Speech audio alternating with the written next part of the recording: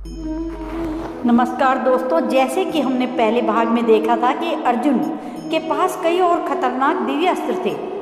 तो दोस्तों, हम आपको उनके दिव्य अस्त्रों के बारे में बताएंगे। दोस्तों, अर्जुन का दूसरा सबसे खतरनाक दिव्य अस्त्र पाशुपत अस्त्र था। भगवान शिव का दिया हुआ अस्त्र था।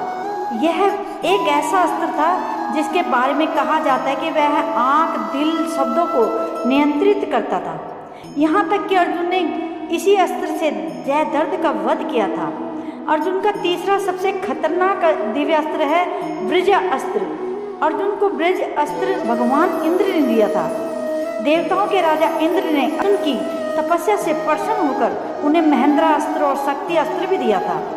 दोस्तों, अर्जुन का चौथा सबसे खतरनाक दिव्य अस्त्र यमदंड अस्त्र था। पूरे महाभारत युद्ध में यमदंड अस्त्र का ज्ञान सिर्फ अर्जुन के पास था। मृत्यु के देवता यम ने अर्जुन को स्वयं यह अस्त्र दिया था। इस अस्त्र का प्रयोग तभी किया जाता है जब योद्धा के पास कोई चारा न बचे। कुल मिलाकर कहें तो यह अस्त्र ब्रह्मास्त्र की तरह ही अचूक था। अर्जुन का पांचवा सबसे खतरनाक दिव्य अस्त्र वरुणास्त्र था। वरुण पाश अस्त्र अर्जुन को वायु के देवता वरुण देवता से मिला था। दोस्तों, कहा जाता है कि यह दिव्य अस्त्र इतना खतरनाक था, इसका इस्तेमाल देवताओं पर भी किया जाए तो उसका भी बचना लगभग नामुमकिन था। ऐसे तो यह अस्त्र नागपाश अस्त्र की तरह ही था, लेकिन इसकी शक्तियाँ नागपाश से कई ज़्यादा थी। भगवान श्री कृष्ण की इच्छा पर देव ऋषि अर्जुन के पास पहुँचे और उन्हें समझाने का प्रयास किया, और अर्जुन ने उन्हें कहा कि देव ऋषि, इस संसार में मुझे श्री कृष्ण से अधिक प्रिय कोई नहीं है। मेरा जो भी बल है वह उन्हीं के कारण तो है, किंतु उनके द्वारा ही दिए गए ज्ञान के अनुसार मैं कर्म करने को विवश हूँ। इस स्थिति में शरणागति को नहीं त्याग सकता। वासुदेव स्वयं ज्ञानी हैं और वह जैसा चाहते हैं वैसे ही होगा। और अंत में श्री कृष्ण और अर्जुन के बीच में हुआ एक भयानक युद्ध। दोनों को अपनी अपनी प्रतिज्ञा के कारण बीच में ही युद्ध छोड़ना पड़ा। श्री कृष्ण से भला कौन जीत सकता है, किंतु अर्जुन भी उन्हीं का अंश थे। दोनों का युद्ध बहुत ही दिनों तक चलता रहा। साधारण अस्त्र शस्त्र की तो क्या बात है, दोनों एक दूसरे के दिव्य अस्त्रों को भी काट दिया था। जब युद्ध की स्थिति और गंभीर होती जा रही थी तो ऐसे में भगवान श्री कृष्ण ने अपने अमोघ गदे का प्रहार किया और उसे स्वयं अर्जुन ने नारायण अस्त्र से ही काट दिया। इसके बाद वही नारायण अस्त्र अमोघ गदा को काटता हुआ स्वयं भगवान श्री कृष्ण के पास जाकर रुका और अचानक माला में परिवर्तन होकर स्वयं भगवान श्री कृष्ण की वंदना करने लगा।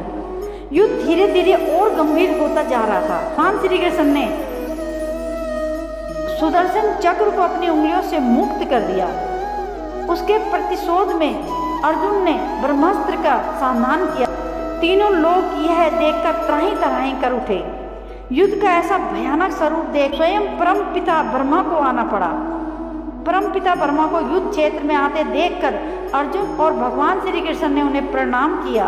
तब ब्रह्मदेव ने अर्जुन से ब्रह्मास्त्र वापस लेने को कहा और श्री कृष्ण से उस युद्ध को समाप्त करने की प्रार्थना की।